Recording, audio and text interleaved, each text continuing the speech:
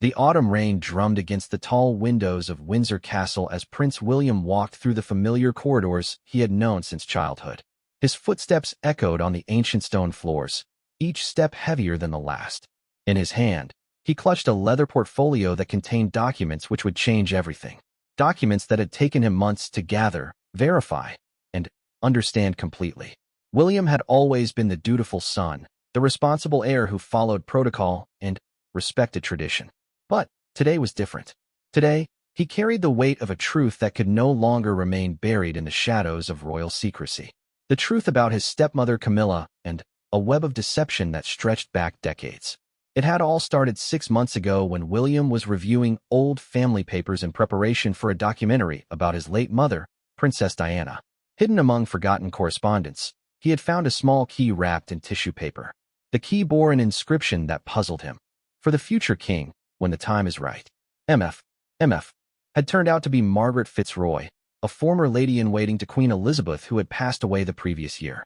Her will had left William a safety deposit box in a small bank in Windsor.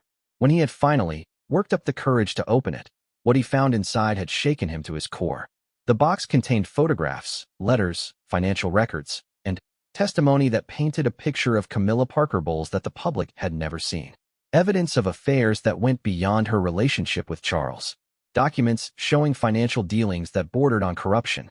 Most shocking of all, proof that she had been feeding private royal information to certain media outlets for years, even after her marriage to Charles. William remembered the day he had first read through Margaret Fitzroy's carefully compiled evidence. The elderly woman had been more than just a lady-in-waiting.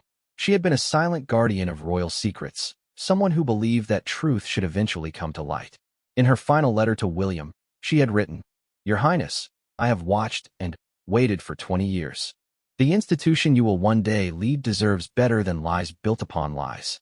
Use this information wisely, but use it before it's too late." As William approached his father's private study, he could hear voices inside. Charles was meeting with his private secretary, discussing upcoming engagements. Through the partially open door, William could see his father's silver hair catching the lamplight as he bent over his desk, signing documents with the careful precision that had defined his entire life. William knocked and entered when invited. Charles looked up with a smile that quickly faded when he saw his son's serious expression. "William, you look troubled," Charles said, setting down his fountain pen. "Please sit down. James, we'll continue this later." The private secretary gathered his papers and left quietly, sensing the tension in the room. Father and son sat alone, separated by an ornate coffee table that had witnessed countless royal conversations over the centuries. "Father, we need to talk about Camilla," William began, his voice steady despite the storm of emotions within him. "About things that have been hidden for far too long." Charles stiffened. He had always feared this day might come, though he had hoped it never would. "What are you talking about, William?" William opened his leather portfolio and carefully laid out several photographs on the table. They showed Camilla at various social events over the years, but these weren't the usual royal function photos. These were candid shots of her in deep conversation with known media personalities, exchanging envelopes, meeting in discreet locations. "I know about the information she's been selling," William said quietly. "Private family details, advance notice of royal announcements, even personal struggles. She's been doing it for years, long before you married her, and she's continued even after becoming your wife." Charles's face went pale. He picked up one of the photographs with trembling hands. It showed Camilla handing a manila envelope to Richard Morrison, a notorious tabloid editor known for his ruthless coverage of the royal family. "Where did you get these?" Charles whispered. "Margaret Fitzroy kept detailed records for 20 years, William explained. "She documented everything because she believed the truth would eventually need to come out." "Father, this isn't just about money. Camilla has been betraying our family's trust while sitting at our dinner table, while wearing the crown jewels, while representing the monarchy to the world." William laid out more evidence. Bank statements showing regular deposits from offshore accounts linked to media companies, copies of personal letters that had somehow found their way into newspaper articles, and, most damning of all, a recording device that had been found hidden in Charles's own bedroom. Charles stood and walked to the window, his hands clasped behind his back in the way William remembered from childhood when his father was deeply troubled. Rain continued to streak the glass, making the outside world look distorted and uncertain. "You don't understand the full picture," Charles said finally. Camilla's relationship with the press has always been complicated. Sometimes cooperation is necessary to protect larger interests. Protect larger interests? William's voice rose slightly. Father, she sold details about Harry's struggles with mental health to the press. She leaked information about my children's school arrangements. She's been systematically betraying every member of this family while pretending to care about us.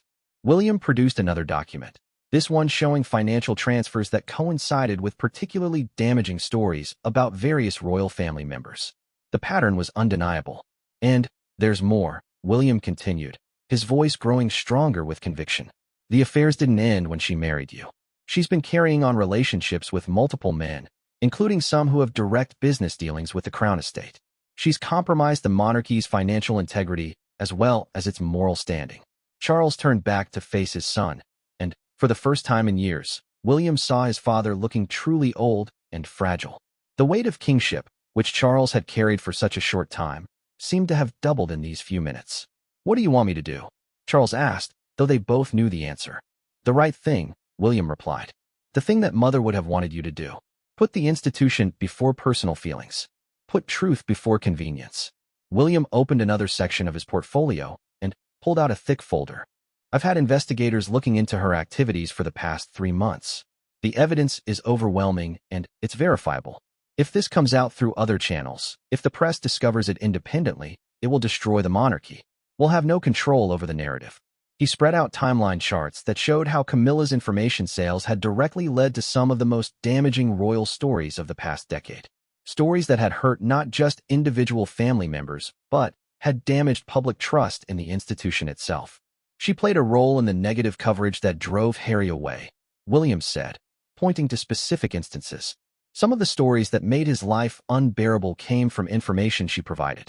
She's partially responsible for fracturing our family. Charles sat down heavily in his chair, suddenly, looking every one of his 75 years. She told me she was trying to help, that sometimes feeding them smaller stories would prevent them from digging for bigger ones. Father, look at these bank statements. She's made over £2 million from these activities. This isn't about protection or strategy. This is about greed and betrayal. William pulled out his phone and played an audio recording. Camilla's voice was clearly audible, discussing private royal medical information with someone she assumed was a trusted friend, but who was actually recording their conversation for a media contact. I've been married to your father for 18 years, Camilla's recorded voice said. He trusts me completely. I could tell you things that would make your editor very happy and very generous. Charles closed his eyes as he listened to his wife casually discussing the sale of family secrets. When the recording ended, the room fell silent except for the continued drumming of rain against the windows. There's something else, William said gently, knowing this would be the hardest blow of all. She's been working with a group of Republicans who want to abolish the monarchy. They've been using the information she provides to systematically undermine public support for the institution. She's not just betraying our family, Father. She's actively working to destroy everything we represent. William showed his father transcripts of encrypted communications between Camilla and several prominent anti-monarchy activists. The messages detailed long-term strategies for gradually eroding public support for the royal family through carefully timed scandals and negative publicity. She's playing both sides, William explained, taking money from the media while also working with political groups who want to end the monarchy entirely. She's been planning this for years, probably since before she married you. Charles stood and walked to a portrait of Queen Elizabeth that hung on the far wall. His mother had ruled for 70 years, dedicating her entire life to the service of her people and the preservation of the institution. The thought of that legacy being destroyed by personal betrayal was almost unbearable. What evidence do you have of the Republican connections? Charles asked, his voice barely above a whisper. William opened the final section of his portfolio. Inside were printed emails, financial records showing payments from Republican organizations, and photographs of Camilla meeting with known anti-monarchy activists. The evidence was comprehensive and damning. Margaret Fitzroy wasn't the only one watching, William explained. She had help from other loyal staff members who were concerned about what they were seeing. This investigation has been ongoing for years, Father.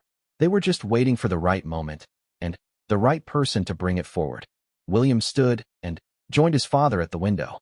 Together they looked out at the gardens where generations of royals had walked, planned, and made decisions that shaped the nation. I know this is painful, William said softly. I know you love her, or at least you love the idea of who you thought she was. But we can't let personal feelings destroy everything our family has built over centuries. Charles was quiet for a long time, processing the magnitude of what his son had revealed. Finally, he spoke. What do you propose we do? How do we handle this without destroying the monarchy in the process? William had been preparing for this question. We get ahead of it. We control the narrative. We present it as the monarchy policing itself, rooting out corruption, and recommitting to transparency and integrity. He pulled out a prepared statement that he had drafted with the help of trusted advisors. We announced that following an internal investigation, irregularities were discovered in the conduct of certain individuals. We make it clear that the monarchy will not tolerate corruption or betrayal, regardless of personal relationships. Charles read through the statement, recognizing the careful language that would allow them to remove Camilla while maintaining some dignity for the institution. And Camilla herself? Charles asked. That depends on how cooperative she's willing to be, William replied. If she agrees to a quiet divorce and retirement from public life, we can frame it as mutual and amicable. If she fights it, we release everything and let the public judge for themselves. Charles sat back down and looked through all the evidence again. The photographs, the financial records, the recorded conversations, it was overwhelming and undeniable. His wife of 18 years had been systematically betraying everything he held dear. I need time to process this, Charles said finally. And I need to speak with her directly. William nodded. I understand. But, Father, time is something we might not have much of. Some of this information is starting to leak through other channels. Margaret Fitzroy wasn't the only one who knew pieces of this story. As if to emphasize his point, William's phone buzzed with a text message from his private secretary. Urgent. Multiple media outlets calling about irregularities in royal financial dealings. Need guidance on response. William showed the message to his father. It's starting, Father. We need to make a decision quickly.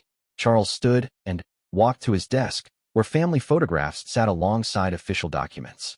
There was a recent picture of him and Camilla at a state dinner, both smiling for the cameras, playing their roles perfectly. The image now seemed to mock him with its false happiness. Schedule a meeting with the senior household staff for tomorrow morning, Charles said, his voice taking on the authoritative tone he used for official business. And arrange for me to speak privately with Camilla tonight. William gathered his documents, relieved that his father was taking the situation seriously, but worried about what Camilla might do when confronted with the evidence. Father, be careful what you tell her before we're ready to act. If she knows we have all this evidence, she might try to destroy other records or spin the story in her favor. Charles nodded grimly. The man who had waited 70 years to become king was now facing the possibility that his personal choices might undo everything his mother had worked to preserve. As William prepared to leave, Charles called out to him. Son, I want you to know that whatever happens next, I'm proud of you for bringing this forward. It took courage, and it shows the kind of king you'll be someday. William paused at the door. I hope someday we can rebuild trust in this family and in the institution. But first, we have to acknowledge the truth, no matter how painful it is. Outside in the corridor, William leaned against the wall and closed his eyes. The hardest part was done. His father now knew the truth. But the real challenge was just beginning. In the next few hours and days, they would need to navigate one of the most serious crises the monarchy had faced in decades. As he walked back through the castle corridors, William thought about his children and the world they would inherit. He had made this decision not just for his father or for himself, but for future generations who deserved a monarchy built on truth and integrity rather than lies and corruption. The rain outside was beginning to clear, and shafts of late afternoon sunlight were breaking through the clouds. William took it as a hopeful sign. Sometimes, he reflected, the storms had to come before the clearing could begin. The grandfather clock in the Queen's drawing room chimed 8 times as Charles paced across the Persian carpet, his mind churning over everything William had revealed that afternoon. In just 2 hours, Camilla would return from her engagement in Bath, and he would have to confront his wife with evidence of her systematic betrayal of their family and the crown. Charles had spent the intervening time in his study, carefully reviewing every document, every photograph, every piece of evidence his son had presented. The more he studied the material, the clearer the pattern became.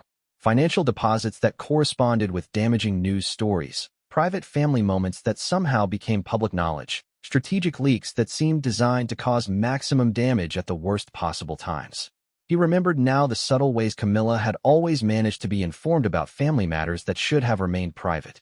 How she always seemed to know about Harry's struggles before anyone told her directly. How she had unexpectedly detailed knowledge of William's children's school activities and security arrangements. At the time, he had attributed it to her natural curiosity and social connections. Now he realized it had been research for her other activities. The sound of cars in the courtyard announced Camilla's return. Charles positioned himself by the fireplace, trying to compose himself for what would undoubtedly be one of the most difficult conversations of his life. He had loved this woman for over 30 years, had waited decades to marry her, and had defended their relationship against all criticism. The realization that she had been playing an elaborate long game was almost too painful to accept. Camilla entered the room with her usual energy, still wearing the navy blue coat and pearl necklace she had chosen for the charity luncheon in Bath. Her cheeks were flushed from the October wind, and she carried herself with the confidence of someone who believed herself to be completely secure in her position. "Darling, you look serious," she said, moving toward him for their customary evening kiss. The Bath engagement went beautifully. The children at the literacy center were absolutely delightful, and the local press coverage should be quite positive. Charles stepped back slightly, avoiding the kiss. "Camilla, we need to discuss something important. Please, sit down." She paused, reading the tension in his posture and voice. With the instinct of someone who had navigated royal politics for decades, she immediately became more cautious. "What's happened? Is it Harry? Has he done something else to embarrass the family?" "No," Charles replied, moving to stand behind his desk where William's evidence lay in neat piles. "This is about you, Camilla. About activities you've been involved in that William has brought to my attention." Camilla settled into the wingback chair across from the desk, her expression shifting from casual interest to alert concern. "Activities? Charles, you're speaking in riddles. What activities?" Charles picked up the first photograph, the one showing Camilla handing an envelope to tabloid editor Richard Morrison. He placed it on the coffee table in front of her. "Perhaps you could explain this photograph to me." Camilla glanced at the image, and Charles saw a flash of recognition followed immediately by calculation. She was trying to determine how much he knew and what her best response might be. "That's from the charity auction last year," she said after a moment. "Richard Morrison was there representing his newspaper's charitable foundation. I was probably giving him information about upcoming royal engagements that his paper could cover positively." Charles placed a second photograph beside the first. This one showed Camilla meeting with Morrison at a small cafe in Windsor, no charity event in sight. "And this one? Also charity-related." Camilla's composure began to crack slightly. "Charles, I meet with many people in many contexts. Sometimes the media relationships require delicate handling to protect the family's interests." "Protect the family's interests?" Charles's voice rose slightly. He opened the folder containing bank statements and spread them across the table. "These deposits into your private account, Camilla. Deposits that coincide exactly with the publication of particularly damaging stories about our family. How do those protect our interests?" Camilla stared at the bank statements, her mind racing. She could deny everything, claim the evidence was fabricated, but she could see from Charles's demeanor that he had more than just suspicions. "Sometimes," she said carefully, "one has to make strategic compromises to prevent worse outcomes. The media will write their stories regardless. By maintaining relationships with certain editors, I can sometimes influence how those stories are written or when they're published." Charles picked up the recording device that had been found in their bedroom. It was small, no bigger than a coin, but sophisticated enough to capture conversations clearly. "And this? This was found hidden in our private quarters. What strategic compromise does this represent?" Camilla's face went pale. The recording device was something she had hoped would never be discovered. It had been placed there by one of her media contacts during a state reception, designed to capture private royal conversations for future use. "I don't know anything about that," she said, but her voice lacked conviction. "Anyone could have placed it there. The staff, the security team, even visiting dignitaries have access to those rooms." Charles sat down across from her, his expression a mixture of sadness and disappointment. "Camilla, please don't insult my intelligence. William has shown me evidence that goes back 20 years. This isn't about one or two isolated incidents. This is about a systematic pattern of betrayal." He pulled out the transcript of her recorded phone conversation about royal medical information. "This is your voice, discussing my private health concerns with someone you believed was a friend but who was actually recording you for media purposes." Camilla listened to her own voice coming from Charles's phone, discussing his father's final illness in clinical detail while speculating about what information might be valuable to the press. The conversation revealed not just the facts of what she had been doing, but the callous way she had been doing it. That conversation was taken out of context, she said desperately. I was trying to protect the family by controlling what information got out and how it was presented. For £2 million, Charles asked, indicating the financial records. You've received over £2 million for this protection over the past decade. That's rather expensive protection, wouldn't you say? Camilla stood and walked to the window, buying herself time to think. She had always known this day might come, had prepared various explanations and justifications, but faced with the comprehensive nature of the evidence, her carefully constructed defenses were crumbling. You don't understand the pressure I've been under, she said, turning back to face him. From the moment we married, there have been people trying to destroy our relationship, to prove that I was never worthy of being your wife. I had to fight back somehow. By betraying the very institution you swore to serve? Charles asked. By selling private information about our children and grandchildren? By working with people who want to abolish the monarchy entirely? The last accusation hit Camilla like a physical blow. She had hoped that her connections to Republican organizations hadn't been discovered, that Charles only knew about the media relationships. The Republican connections, Charles continued. That's what hurts the most, Camilla. I could perhaps understand selling information to the press as some misguided attempt at damage control. But actively working with people who want to destroy everything my family has built for over 1,000 years? That's not protection. That's treason. Charles showed her the encrypted communications with anti-monarchy activists, the strategic plans for gradually eroding public support for the royal family, the coordination of negative publicity campaigns. These people aren't your friends, he said. They're using you to destroy the institution from within, and you've been helping them do it. Camilla read through the evidence with growing dismay. Seeing it all laid out systematically made it impossible to deny or rationalize. She had indeed been playing both sides, taking money from the media while simultaneously working toward the long-term goal of Republican activists. I never intended for it to go this far, she said quietly. It started small, just a few pieces of harmless information to build relationships. But then, the requests became bigger, the payments more substantial, and I found myself caught up in something I couldn't easily escape. Couldn't escape? Charles asked. Or didn't want to escape. These records show you initiating contact, proposing new arrangements, expanding your activities. This wasn't coercion, Camilla. This was choice. Camilla sat back down, her defiance beginning to give way to resignation. What do you want from me, Charles? What does William want? William wants to protect the monarchy, Charles replied. As do I. The question is whether you're willing to help us do that, or whether you're going to continue working against us. He moved to sit beside her, his voice becoming gentler, but no less serious. I loved you, Camilla. I waited for you, fought for our relationship, defended you against all criticism. But I can't defend this. No one could defend this. Camilla began to cry, tears of fear rather than remorse. What happens now? Will you throw me to the press? Destroy my reputation publicly?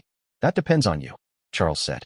William has prepared a statement that presents this as the monarchy policing itself, demonstrating integrity by removing those who don't meet our standards. It can be handled with dignity if you cooperate. He showed her the draft statement, which announced an amicable separation based on irreconcilable differences regarding the conduct expected of senior royals. It avoided the specific details while making clear that the separation was the result of serious misconduct. If you agree to this approach, Charles continued, you can retire quietly from public life with a reasonable financial settlement. Your titles would be removed, but your personal reputation could remain largely intact. And if I refuse? Camilla asked, though she suspected she already knew the answer. Then, all of this becomes public, Charles replied, indicating the evidence spread across the table. Every photograph, every document, every recording. The public will judge for themselves what kind of person you really are. Camilla looked at the photographs again, seeing herself caught in moments she had thought were private and secure. The evidence was overwhelming and undeniable. Fighting it would only ensure maximum damage to herself while potentially harming the monarchy further. How long do I have to decide? She asked. The story is already beginning to leak through other channels, Charles explained. We need to make an announcement within the next 48 hours if we're going to maintain any control over the narrative. Camilla stood and gathered her composure, trying to reclaim some dignity in what was clearly a lost cause. I suppose I should thank you for handling this privately first instead of simply having me arrested. Despite everything, Charles said sadly, I still remember the woman I fell in love with. I hope that person was real, at least in part. She was real, Camilla replied. But she was also naive about what survival in this family required. I convinced myself I was protecting our relationship by building insurance policies. I never intended for it to become what it became. Charles walked her to the door, their personal relationship ending with the formality of a business meeting. You have until tomorrow evening to decide how you want to handle this. If you choose cooperation, we can begin arrangements immediately. If not, William is prepared to release everything to the press himself. After Camilla left, Charles sat alone in the drawing room, surrounded by the evidence of his wife's betrayal. The woman he had loved for over 30 years had been systematically working to destroy everything he held dear. The realization was devastating not just professionally, but personally. He thought about his mother, who had dedicated 70 years of her life to the crown, and about William, who would someday inherit an institution that had been damaged by Charles's personal choices. The weight of responsibility felt heavier than ever. Charles picked up his phone and called William. It's done. She's seen all the evidence. I think she'll cooperate, but we should be prepared for either outcome. How are you holding up? William asked, genuine concern in his voice. I've been better, Charles admitted. But you were right to bring this forward. The institution is more important than any individual, including me. We'll get through this, William assured him. And the monarchy will be stronger for having confronted this honestly. As Charles prepared for bed that night, he looked around the private quarters he had shared with Camilla for 18 years. Tomorrow, everything would change. The scandal would break, the separation would be announced, and the monarchy would face one of its greatest challenges in decades. But, for the first time in months, Charles felt something approaching peace. The truth was finally coming to light, and, with it, the possibility of rebuilding trust and integrity in the institution his family had served for over a millennium. The morning sun cast long shadows across the conference table in the castle's private meeting room as senior household staff gathered for what they had been told was an urgent briefing. Sir Clive Alderton, Charles's private secretary, arranged his papers nervously while the other department heads exchanged puzzled glances. In the 18 months since Charles had become king, there had been no emergency meetings quite like this one. William entered first, followed by Charles, both men wearing expressions that immediately communicated the gravity of the situation. The usual pre-meeting chatter died instantly as the staff recognized that something fundamental was about to change. Thank you all for gathering on such short notice, Charles began, taking his seat at the head of the table. What we discuss in this room must remain absolutely confidential until we make our public announcement. The integrity of the monarchy depends on how we handle the next few days.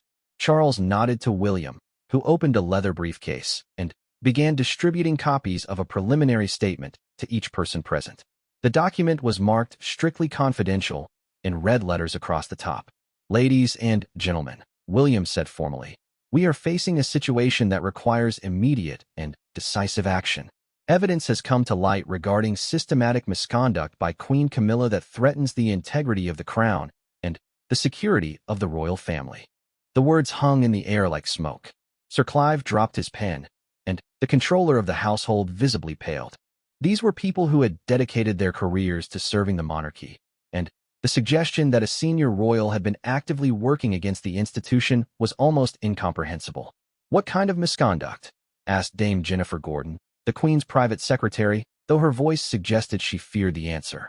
William and Charles exchanged glances before William opened another folder. Over the past 20 years, Queen Camilla has been systematically selling private royal information to media outlets for personal financial gain.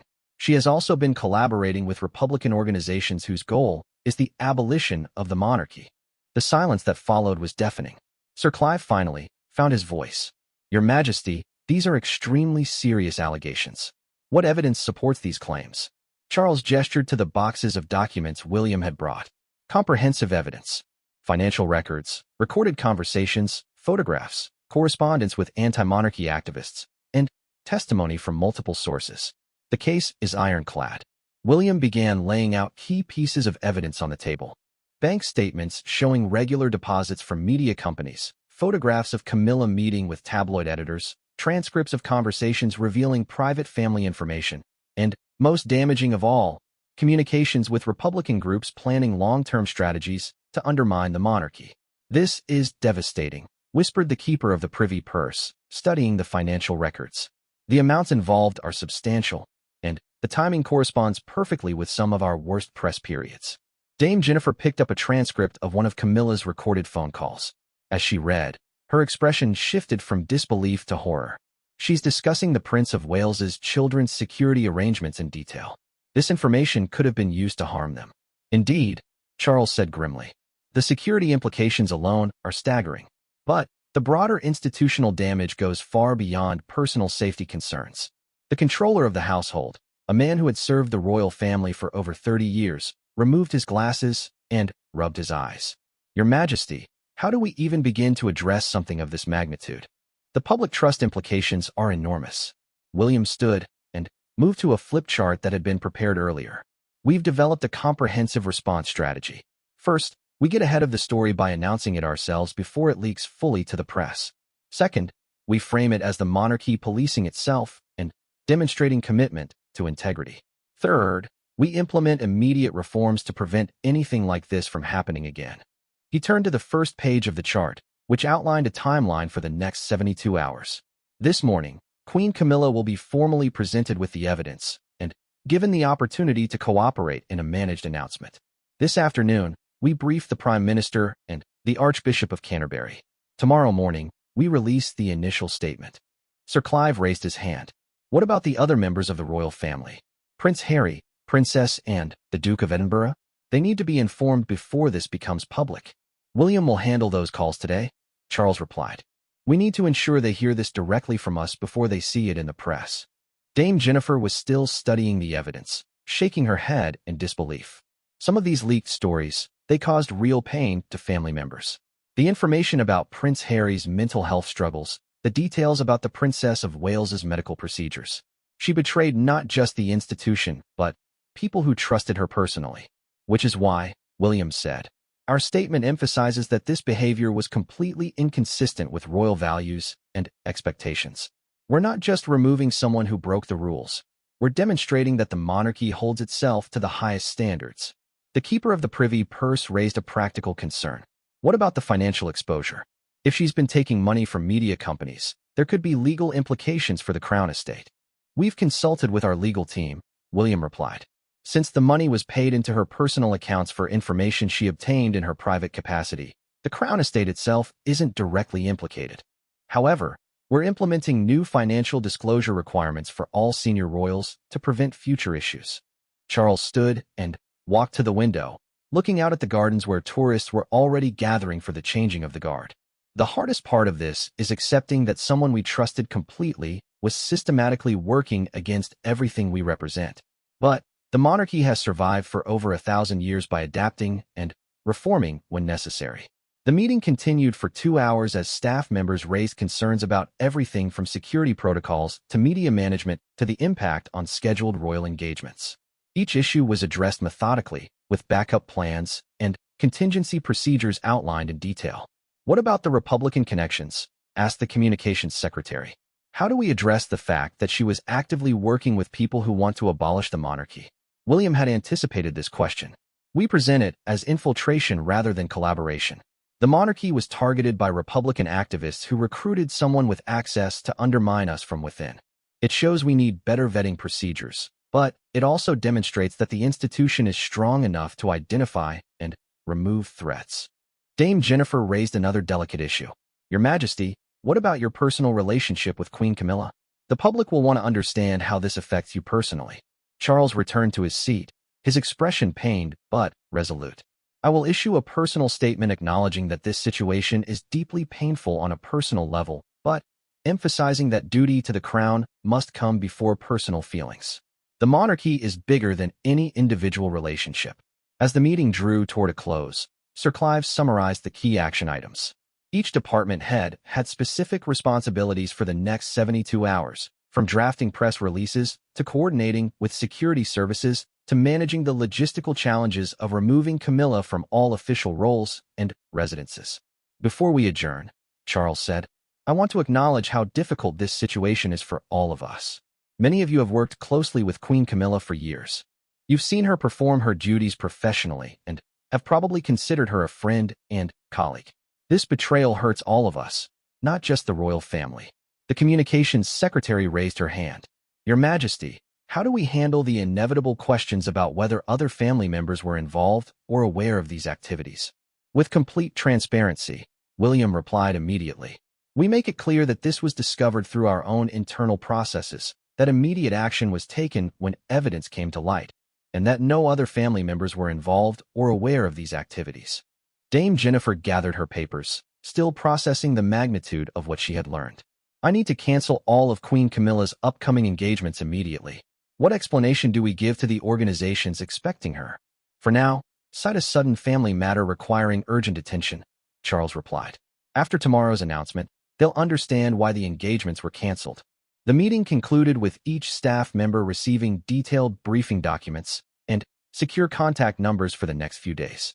As they filed out of the room, the weight of the situation was evident on every face. These were people who had dedicated their careers to protecting and serving the monarchy, and the realization that it had been under attack from within was devastating. After the staff left, Charles and William remained in the conference room, surrounded by evidence of Camilla's betrayal and plans for managing the crisis ahead. How did it go with Camilla last night? William asked. About as well as could be expected, Charles replied. She didn't deny the evidence once she realized how comprehensive it was. She's agreed to cooperate with a managed announcement rather than fighting it publicly. William nodded. That's something at least. A public battle would have been much more damaging for the institution. Charles picked up one of the photographs showing Camilla meeting with Republican activists. I keep trying to understand when she changed, when the woman I loved became someone capable of this systematic betrayal. But, looking at this timeline, I think perhaps I never really knew who she was at all. I'm sorry this is so personally painful, William said. But, you're handling it exactly as a king should. Putting duty before personal feelings, protecting the institution even when it costs you personally. Your grandmother would have done the same thing, Charles reflected. She faced her share of family scandals, but she always put the crown first. I just never imagined I'd face something quite like this. William's phone buzzed with a text from his private secretary. The Prime Minister's office was requesting an urgent meeting, suggesting that rumors were already beginning to circulate in political circles. The timeline is accelerating, William observed. We may need to move up our announcement schedule. Charles stood and straightened his tie, preparing to face another difficult day. Then, we'd better get started. The sooner we take control of this narrative, the better our chances of protecting the monarchy. As they left the conference room together, both men understood that they were walking into one of the most challenging periods in the monarchy's modern history. But they also knew they had no choice but to move forward with truth and transparency, regardless of the personal cost. The institution that had survived wars, scandals, and social revolution would face this test, as it had faced all the others, by adapting, reforming, and ultimately emerging stronger than before. The secure phone line crackled as William dialed his brother's number in California. It was 3 a.m. in Montecito, but Harry needed to hear about Camilla's betrayal directly from family before the news broke worldwide. William stared out at the gray London morning, steeling himself for a conversation that would change everything between them. William? Christ, what time is it there? Harry's voice was thick with sleep and confusion. Is everything all right? Is Dad okay? Harry, I need you to sit down. What I'm about to tell you is going to be difficult to hear, but you need to know before it becomes public. William's voice was steady, but the weight of what he was about to reveal made each word feel heavy. You're scaring me. Just tell me what's happened. William took a deep breath. It's about Camilla. We've discovered that she's been systematically betraying the family for over 20 years. Selling private information to the press, working with Republican groups, compromising all of our security. The evidence is overwhelming, Harry. She's been playing all of us. The silence on the other end of the line stretched for nearly a minute. William could hear Harry moving around, probably walking outside to process this information privately. Are you telling me, Harry said slowly, that the woman who sat at Diana's memorial, who attended our weddings, who has been playing grandmother to our children, has been selling stories about us to the tabloids?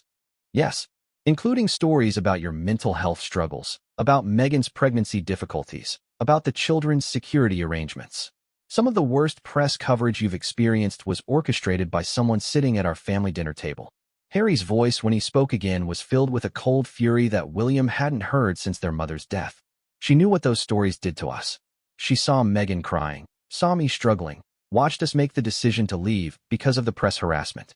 And she was feeding them information the entire time. The evidence shows she was paid substantial amounts for stories about you specifically. She cultivated relationships with the editors who were most hostile to Meghan. Harry, some of the stories that drove you away from the UK were sourced directly from her. William heard something crash in the background, followed by Harry's voice, raw with emotion. I'm going to destroy her. I'm going to tell the world exactly what she is and what she's done to our family. Harry, wait. We're handling this systematically. If we approach it wrong, it could damage the monarchy beyond repair. Dad is already devastated. We need to be strategic about how we expose this. Strategic? Harry's laugh was bitter. William, this woman helped destroy my marriage to the institution. She contributed to Meghan's mental health crisis. She put my children at risk by selling their security information. And you want to be strategic? William understood his brother's rage, but he also knew that Harry's pain could derail their carefully planned response. I know you're angry. I'm angry too. But if we handle this wrong, she wins. The monarchy could be destroyed, and she walks away clean while the institution crumbles. Maybe the monarchy should be destroyed, Harry said quietly. If this is what it's come to, if this is how it protects itself, maybe it deserves to fall. You don't mean that, William replied, though he wasn't entirely certain. Think about what grandmother built, what she stood for. We can't let one person's betrayal destroy 1,000 years of history. Harry was quiet for a long time, and William could hear him breathing heavily, trying to control his emotions. Tell me everything. I want to know every detail of what she did and how long you've known about it. William spent the next hour walking Harry through all the evidence, from Margaret Fitzroy's initial documentation through the recent discovery of the Republican connections. With each revelation, Harry's anger seemed to crystallize into something colder and more focused. So while we were being told we needed to accept negative press coverage as part of royal life, Harry said, she was actively generating it for profit.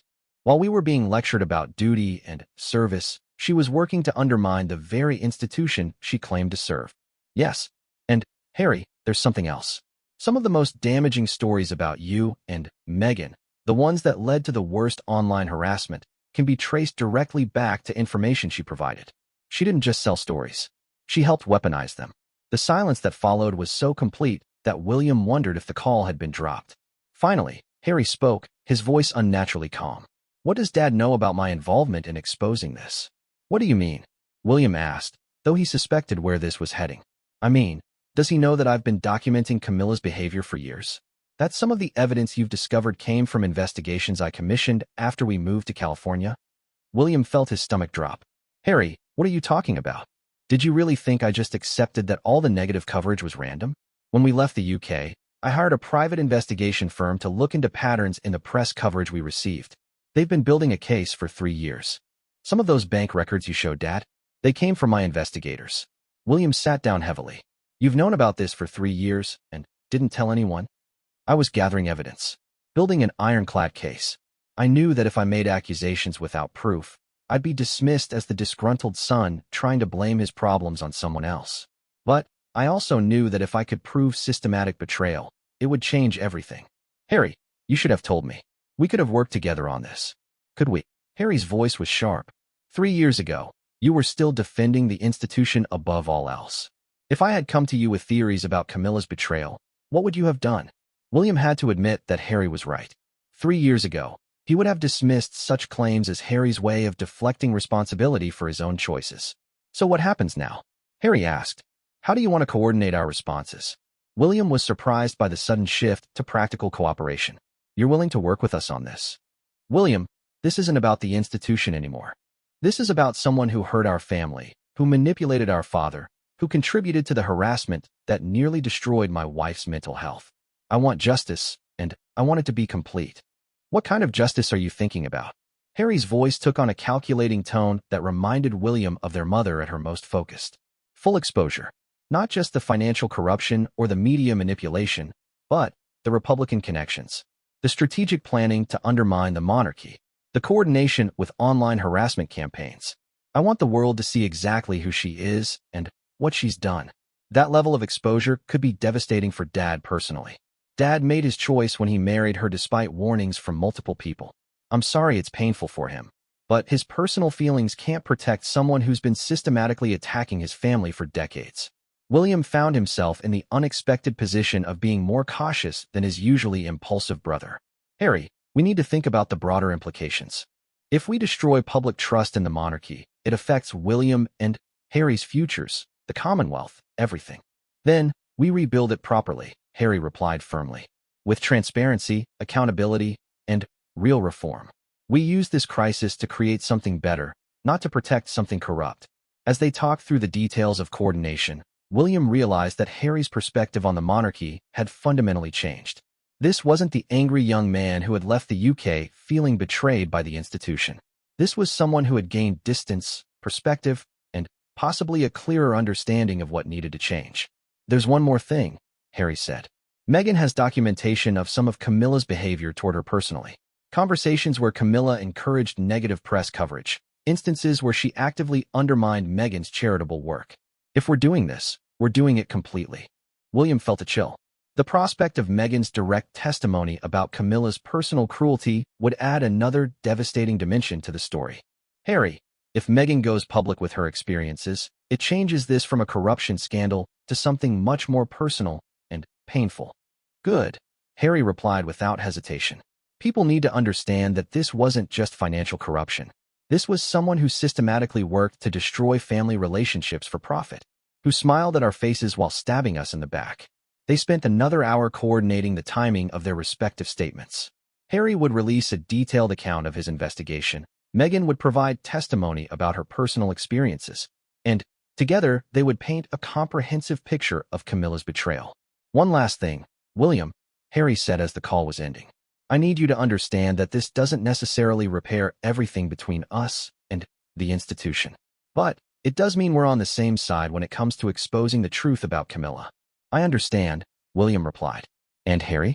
I'm sorry. I'm sorry we didn't listen when you tried to tell us something was wrong. I'm sorry the institution failed to protect you and Meghan. I'm sorry it took this long for the truth to come out.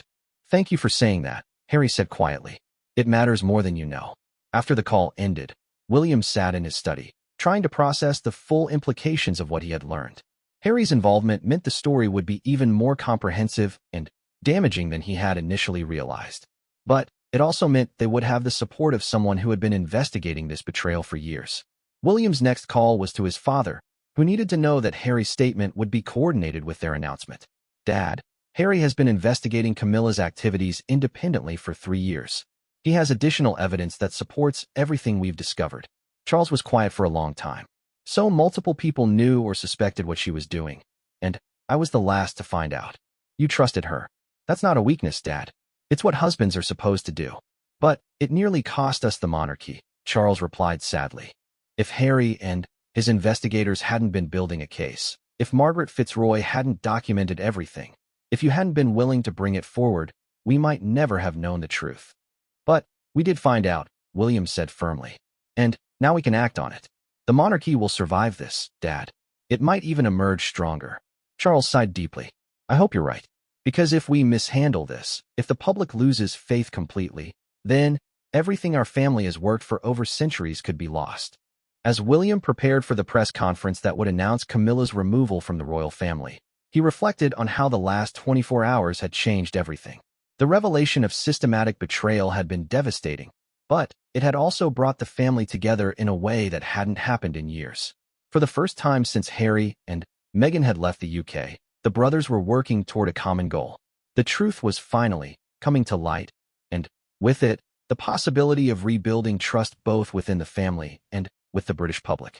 The next few days would determine whether the monarchy could survive the greatest betrayal in its modern history. The ornate gold state coach waited in the courtyard of Buckingham Palace as television crews from around the world set up their equipment for what would become one of the most watched royal announcements in modern history. Inside the palace, Charles stood before a mirror in his private dressing room, adjusting his tie with hands that trembled slightly despite his outward composure. In just 30 minutes, he would address the nation to announce the removal of his wife from the royal family due to systematic betrayal spanning 2 decades. The prepared statement lay on his desk, each word carefully chosen to balance transparency with dignity, justice with compassion. William knocked and entered, carrying the final briefing documents from their communications team. Dad, the Prime Minister has confirmed government support for our handling of this situation. The Archbishop has agreed to make a statement emphasizing moral courage and institutional integrity. We have all the backing we need. Charles nodded, still staring at his reflection. In the past week, he felt he had aged years.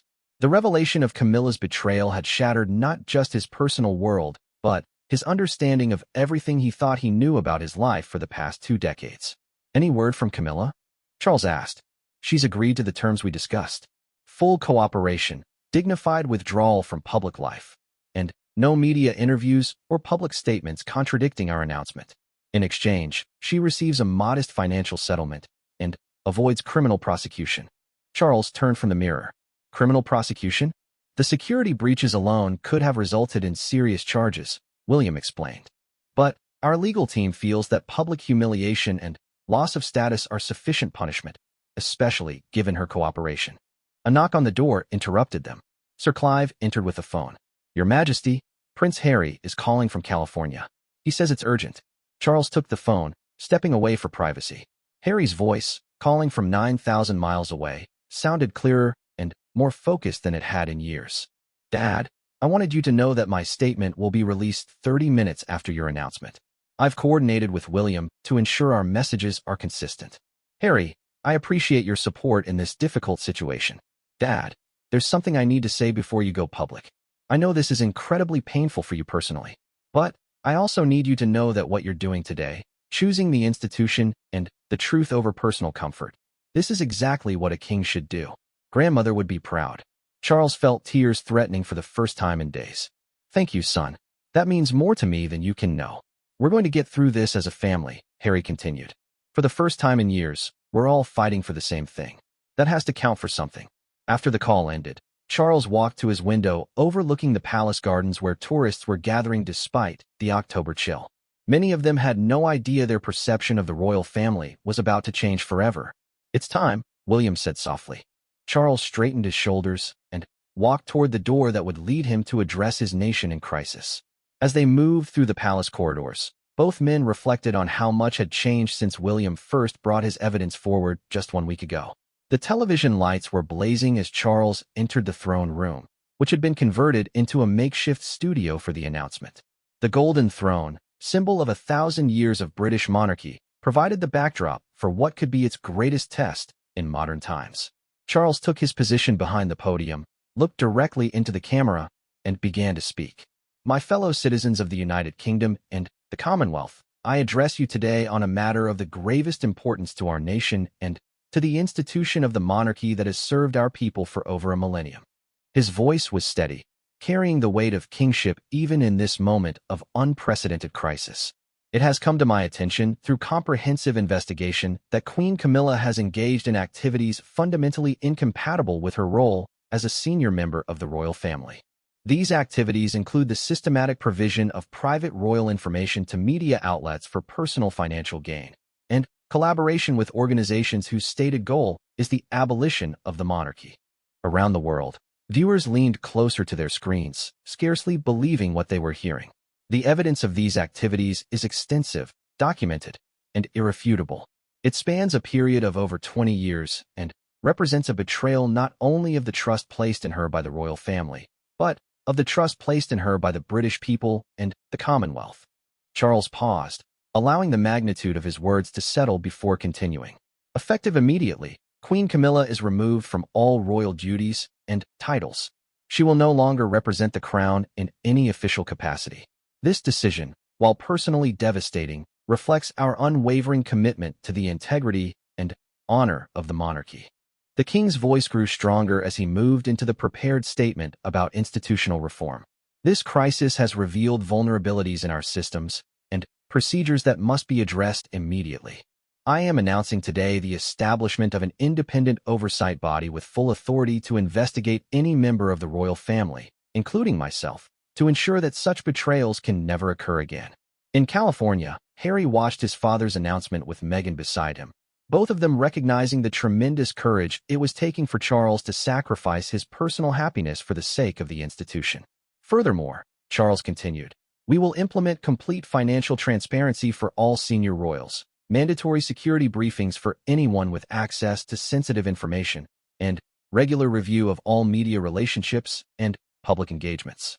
The king looked directly into the camera, his expression conveying both pain and determination. To those who might see this crisis as evidence that the monarchy should be abolished, I say this. It is precisely because we hold ourselves to the highest standards that we have identified and removed this threat from within. It is because we value integrity above personal comfort that we are addressing this betrayal openly and completely. Charles concluded with words that would be remembered as defining his reign. The crown belongs not to any individual, but to the people we serve. When that service is betrayed, swift and decisive action must follow, regardless of personal cost.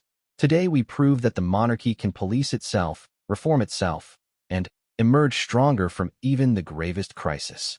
As the cameras stopped rolling, Charles felt a weight lift from his shoulders. The truth was finally public. The institution was protected. The healing could begin. Within hours, reactions began pouring in from around the world. Political leaders praised Charles's handling of the crisis.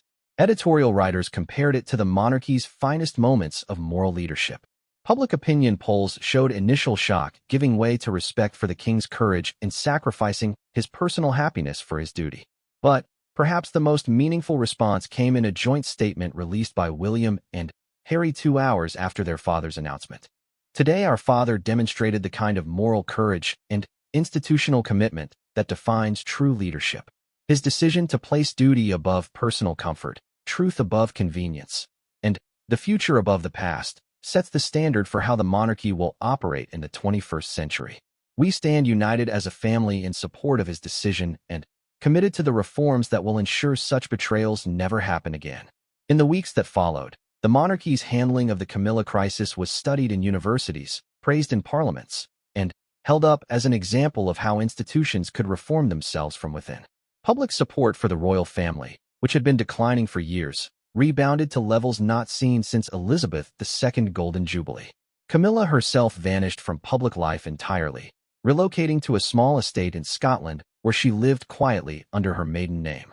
The Republican organizations that had counted on her information found themselves exposed and discredited, their infiltration efforts having backfired spectacularly. Most importantly for the royal family, the crisis brought them together in ways that years of family therapy had failed to achieve. Harry and Meghan began making regular visits to the UK, working with William and Catherine on charitable initiatives focused on media reform and online safety. Charles, freed from the burden of defending the indefensible, threw himself into his royal duties with renewed energy and purpose. The man who had waited 70 years to become king was finally able to rule with the full authority and moral clarity that the position demanded. 6 months after the announcement, Charles stood once again in the throne room where he had delivered that historic address. This time, he was meeting with young people from across the Commonwealth who were participating in a new transparency initiative he had launched. "Your Majesty," one young woman from Canada asked, "how do you rebuild trust after such a fundamental betrayal?" Charles considered the question carefully. Trust is rebuilt the same way it's built in the first place, through consistent actions that match your stated values. We cannot change what happened, but we can demonstrate every day that we've learned from it and committed to doing better. He looked around the room at the young faces, representing the future of the Commonwealth and the monarchy. The greatest betrayal would be to let this crisis make us cynical or to abandon our commitment to service and integrity. Instead, we use it as a foundation for something stronger and more transparent than what came before. As the meeting concluded, Charles reflected on the journey from that autumn morning when William had first shown him the evidence of Camilla's betrayal. The path had been painful, the decisions difficult, and the personal cost enormous. But the monarchy had survived, reformed itself, and emerged with greater moral authority than it had possessed in decades. The institution that would pass to William and eventually to George was stronger, more transparent, and more accountable than the one Charles had inherited. Standing in the same room where his mother had held court for 70 years, Charles understood that he had faced the greatest test of his reign and emerged victorious. Not through political maneuvering or public relations, but through the simple application of the values the monarchy claimed to represent: duty, service, and the courage to do what was right regardless of personal cost. The reckoning was complete. The monarchy endured, and, for the first time in years, the future looked bright with possibility rather than shadowed by deception. In the end, truth had proven stronger than betrayal, integrity more powerful than corruption, and duty more enduring than personal convenience. The royal family had learned that their greatest strength lay not in protecting secrets, but in having the courage to confront them when they threatened everything they stood for. Charles walked from the throne room toward his private apartments, where letters of support from citizens around the world awaited his attention.